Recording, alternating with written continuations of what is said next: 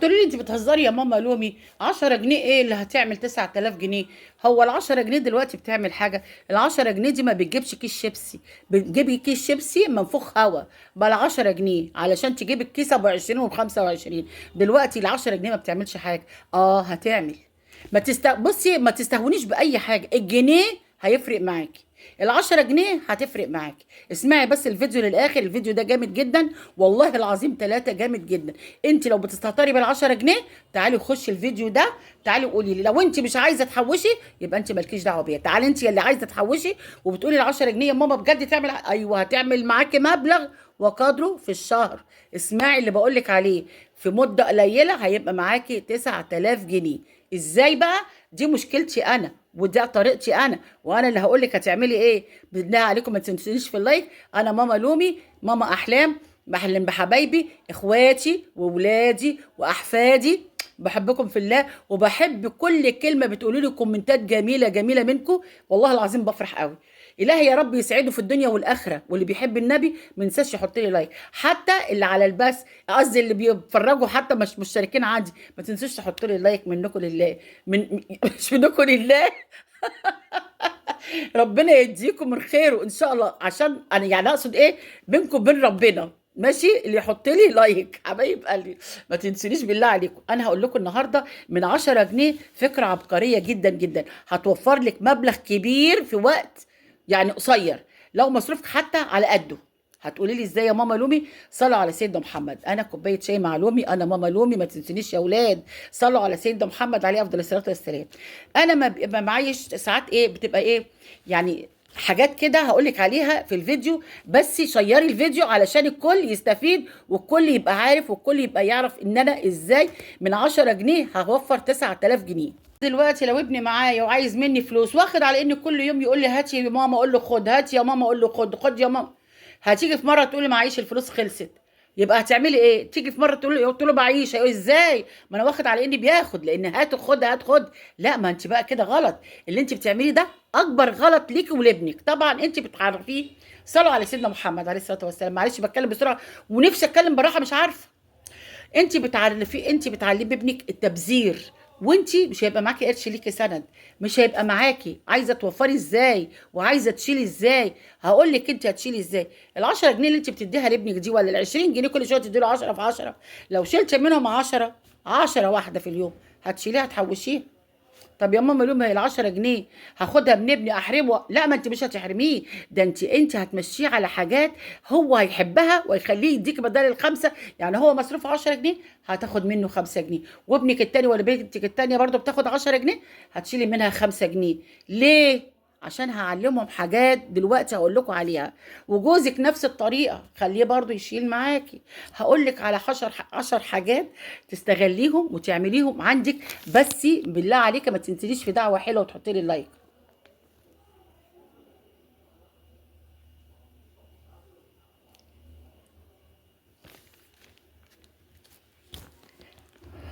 حبيبه قلبي، انت لو معاكي فلوس هتبقي مرتاحه نفسيا، صح ولا لا؟ لو انت مش معاكي مش هتبقي متنكده ومتضايقه وحاسه ان انت قاعده على ارض هزه. لو انت معاكي القرش هتحسي ان انت قويه ومعاكي قرش ومسنوده عليه. لو انت جيتي دلوقتي استلفتي من امك ولا من اختك ولا من اي حد وبتقولوا له هات القرش هديني جنيه مثلا سلف، هيقول لك هتجيبيه امتى؟ مش ده اللي بيتقال ولا ما بيتقالش؟ هو ده اللي بيتقال. فانا ابقى احرق دمي ليه؟ وليه احط نفسي في موقف زي ده؟ وليه ان انا اصغر نفسي واقول اديني؟ طب ما انا شاطره، ما انا هحوش. اعمل ايه؟ صلوا على سيدنا محمد عليه الصلاه والسلام. ما فيش حد بيقف جنب حد، ما فيش حد بيقف جنب حد.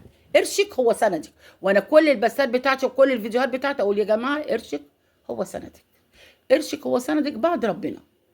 لا ابنك ولا جوزك ولا اولادك ولا اي حد سندك الا قرشك. بتبقي حاسه ان انت قويه ومسنوده لو معاكي فلوس.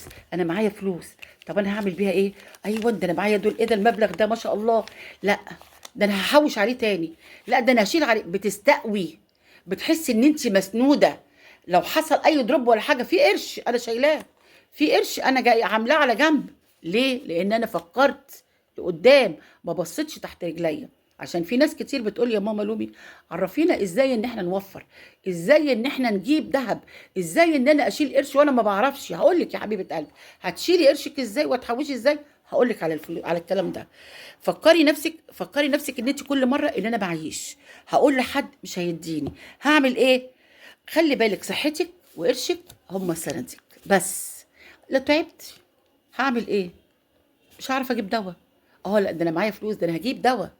جوزي قال لي معيش فلوس، اجيب لك منين؟ مش كفايه اكلكم وشربكم؟ لا ده انا معايا قرش، هروح اجيب علاج ليا. لا ده انا هروح للدكتور. النهارده بقى من 10 جنيه بس هتبقي مسنوده، هتبقي مسنوده على مبلغ وقدره ما شاء الله. هقول لك، لو انت ما بتحبيش الجمعيات، ما بعرفش اعمل جمعيات، بتعرفي تعملي وتخشي جمعيه اعملي. ما بعرفش اعمل جمعيات، طب بلاش الجمعيات، هتعملي ايه؟ اقول لك انا حاجه، صلوا على سيدنا محمد عليه الصلاه والسلام. لو مصروفك يومي او اسبوع او شهري هخليك تحوشي، هخليك تحوشي. يعني لو باليوم او بالشهر او باليوم او بالاسبوع او بالشهر هتحوشي، يعني هتحوشي. طب ازاي يا ماما لومي احوش؟ انا باخد 200 جنيه في اليوم، احوش ازاي؟ شيلي 10% من ال 200 جنيه، هيبقى معاكي ايه؟ شيلي 20 جنيه، وهحوش كمان منهم. وانا قبل كده اتكلمت على ميزانيه 200 جنيه، عملت بالاكل باليوم 200 جنيه النهارده وبكره، وشلت ال 200 جنيه بتاعت بعده. يعني شلت كام يا ماما لومي؟ شلت بتاع 6000 جنيه في الشهر. لا 6، مش 6000، 3000 جنيه. 3000 جنيه عشان 200 جنيه في ال 15 يوم، لان يوم ويوم 3000 جنيه. بس انا دلوقتي يا ماما عيالي اسم الله كبروا، وعيالي بياكلوا، وعيالي عايزين، وعيالي عايزين. طب ماشي، الهدف اول حاجه الهدف من ان انت لازم اول حاجه، هقول لك على 10 حاجات. اول حاجه تحديد الهدف. تحديد الهدف ايه؟ ان انا عايزه احوش عشان اجيب كذا. تجيبي كذا ايه؟ مثلا بنتي هتتجوز، عايزه اجهز، عايزه اجيب مفارش، عايزه اجيب حاجه الميكروويف، عايزه اجيب اي حاجه. هدف، لازم تكوني حاطه هدف. تمام. تاني حاجه وقبل الهدف ده حقك الصدقه. الصدقه اللي بينك وبين ربنا، ده حساب بينك وبين ربنا، دي صدقه جاريه، ده عمار بينك وبين ربنا. بند التوفير، اوفر ازاي؟ لو بتاخدي باليوم شيلي منهم اي حاجه، لو حبه، لو حاجه حتى بسيطه. يعني انت لو بتاخدي حتى باليوم شيلي حتى ولو حاجه بسيطه. انا باخد يا ماما 100 جنيه، انا باخد 50 جنيه، شيلي 5 جنيه. 5 جنيه مش هتعمل لك حاجه صدقيني. 10 جنيه مش هتعمل لك اي حاجه، هتحسي ان انت معاكي مبلغ وقدره. صدقيني كل ده هينفعك جدا. التوفير بينفعك معاكي. عايزه اجيب اي حاجه هجيبها، ادام معايا فلوس انا مركونه على ربنا، وطبعا مسنوده على ربنا. ثم القرش اللي معايا بيخليك واقفه على ارض صلبه، بيخليك واقفه على ارض حاسه ان انت مسنوده وجامده، ما بتكونيش مكسوره ابدا. بيقويكي القرش ده، بيقويكي والله العظيم. 3 جمعيه، ممكن اعمل ب 10 جنيه جمعيه. اه 10 تنفار ب 100 جنيه، وايه يعني؟ هخش 10 ب 10 ب 20 جنيه مثلا في اليوم. ممكن صح. ممكن 30 جنيه في اليوم لو بتوفري 30. ممكن صح. فاهمه؟ فانت لو عايز تعملي جمعيه اعملي جمعيه. لو مثلا 30 جنيه في اليوم ممكن تخشي جمعيه مثلا ب 900 جنيه في الشهر، هتقبضي بعد 10 شهور 9000 جنيه. مش عايزه اعمل جمعيه يا ماما، وما بعرفش اعمل جمعيه، ومحدش راضي يدخلني جمعيه، واللي عايز يدخلني الجمعيه عايز يدخلني نفر قدامي ومش عارف ايه. طب اقول لك على حاجه، الادخار من مصروف، لو حتى لو انت بتشيلي مثلا، لو انت بتاخدي 200 جنيه هتشيلي 10% زي ما بنقول. تاني حاجه، رابع حاجه ولا خامس حاجه، لو بتاخدي 200 جنيه تشيلي منهم 20 جنيه. شيلي بقى بطريقه، اي طريقه يعني ايه، شيليهم باي طريقه عشان تكون موجود معاك الفلوس. طب سادس حاجه التوفير، اساسيات البيت. التوفير في اساسيات البيت يا ماما. بلاش التبذير، بلاش ان انا اجيب حاجات ملاش لازمه. الكهرباء مثلا، انا بستعمل كارت. مش انا يعني، انا يعني في ناس بتستعمل كارت، باخد كارتين في الشهر. يا لهوي، طب وليه؟ ارشد بقى كلنا كده نقعد في اوضه، بلاش النور اللي هنا والنور اللي هنا والنور اللي هنا، وشوفي الكارت ده هيقعد معاك ايه. لو قعد معاكي شهر ونص يبقى انت الشاطره. اديني وفرت نص لو بيقعد مثلا الكارت معايا شهر، هقعد الكارت شهر ونص، اديني توفرت وعملت رشدت. الميه لو مثلا بتجيلي 200 جنيه، بدل ما انا بغسل المواعين عماله بطال وعماله على بطال، والحنفيه شغاله، ولا بغسل المواعين واغسل الكوبايه ومرغي واعمل مش عارفه ايه والحنفيه شغاله، لا بلاش. خلي الحنفيه مقفوله لحد ما تغسلي مواعينك كلها. صلوا على سيدنا محمد. وبعد كده افتح ايه؟ الميه اشطف الحاجه.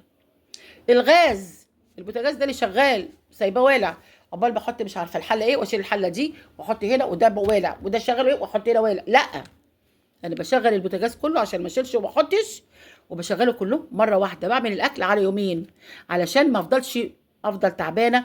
بتوفر مجهود وتوفر صحه وتوفر غاز. ايه رايك بقى؟ صلوا على سيدنا محمد كده. كمان حاجه من الحاجات، رقم 7 ولا 8، المهم يعني، اشارك الزوج والاولاد. انا اقول له بص اديني 10 جنيه كل يوم، عشان ايه؟ هنجيب حاجات للعيال، اللبس الصيفي مثلا، او داخل علينا عشان بيخش رمضان، ولا ده حتى 10 جنيه ما فيهاش حاجه. هيديك 10 جنيه، والاولاد تقولي لهم بصوا عشان نروح مثلا مصيف او نسافر مش عارفه فين او نجيب ايه، تشجعيهم. انت بتاخد 10 جنيه وانت بتاخدي 10 جنيه، انت هتاخد 5 وانت 5، والخمس ستين التانيين هنشيلهم علشان نجيب حاجات حلوه وافرحكم بيهم واعمل لكم مفاجاه. وانت حطي 10 جنيه، ادي 30 جنيه في اليوم. وبلاش جمعيات يا حبيبه قلبي، ده انت مش عارفه تعملي جمعيه، تمام، بلاش الجمعيات. هنشيل ايه؟ 30 جنيه في اليوم. ادي لو 10 جنيه اديله 5 بس. 10 جنيه 30 جنيه في اليوم، في الشهر ب 900 جنيه. اديني وفرت 900 جنيه. طب يا ماما دلوقتي مفيش حد دخلني الجمعيه، بلاش، شيليهم في علبه على جنب، تفضلي تشيلي ل10 شهور، هيبقى معاكي 9000 جنيه. طب هعمل بيهم ايه يا ماما؟ اعمل ايه بيهم يا ماما؟ هتجيبي بيهم حته دهب. جيبي جرام ونص دهب، جيبي جرام وربع دهب، جيبي جرام دهب، والباقي فسحي عيالك بيه زي ما انت قلتي، زي ما انت قلت لهم شيلوا 5 جنيه عشان نفسحكم ونوديكم مصيف. تمام. كل مره اقول على الموضوع ده يا جماعه، وانتوا برضو مفيش فايده فيكم، انا مش عارفه اعمل معاكم ايه. دي كلها افكار تخليك تحوشي من غير ولا مجهود. طيب انا دلوقتي يا ماما لومي جوزي على قده وولادي يا دوبك بياخدوا ال5 جنيه، اعملي مشروع من البيت. مشروع من البيت دي فلوسك دي هتبقى ليك انت. المشروع اللي انت هتعمليه ده فلوسك هتبقى ليك انت، ولا تبقي محتاجه لحد ولا سبت، ولا تحتاجي ان انت تستلفي، ولا تحتاجي ان انت تمدي ايدك، ولا تقولي لفلان اديني ويقول لك هتديهوني امتى. هيبقى معاكي فلوس معاكي انت تنزلي تجيبي بيها اللي انت عايزاه. خلي بالك انت دلوقتي بس الاحسن شيء اشيل انا واولادي، دي حاجه كويسه. لو ما ولادي جوزي معهوش وعلى قده، يبقى انا اعمل مشروع. اي مشروع بقى انت شاطره فيه، اي مشروع تعمليه. انا ما بقولكيش مشروع واحد، ماشي، صلوا على سيدنا محمد. بس الاحسن، احسن فكره ان انا اشيل انا واولادي وجوزي، كده بتعوديهم على الادخار. بس في الاخر هيبقى مستقويه بالفلوس اللي معاكي، وهتبقى مش محتاجه لحد، ولا الام ولا الاب ولا لاي حد. هيبقى معاكي القرش ده مستنياه، حاطاه على جنب، حاسه ان انت مسنوده نايمه على حيطه صلبه او على ارض، واقفه على ارض صلبه. هو ده التوفير وهو ده التدبير. ما انا احوش انا واولادي، اجيب حته الذهب وبرضه هفسحهم، علشان انا وعدتهم بالقرش ده ان انتوا هحوشكم هوديكم مصيف ببقيه الفلوس، واجيب جرام ذهب، والباقي الفلوس ديت نحط عليهم ونقوم رايحين مصيف يومين كده ولا حاجه، رحله يوم بتاع، ونيجي انا وعيالي وجوزي نشبرق على نفسنا. ما انا مش هنقفلها على العيال، لا مش هقفل على حد. وان شاء الله ان شاء الله كل واحده تعمل كده ربنا يبارك لها في صحتها وعافيتها، وهتوفر وهتدبر. وما تقوليش تاني يا ماما لومي اوفر ازاي وادبر ازاي، ادير قلت لك كل الحيل. صلوا على سيدنا محمد بقى.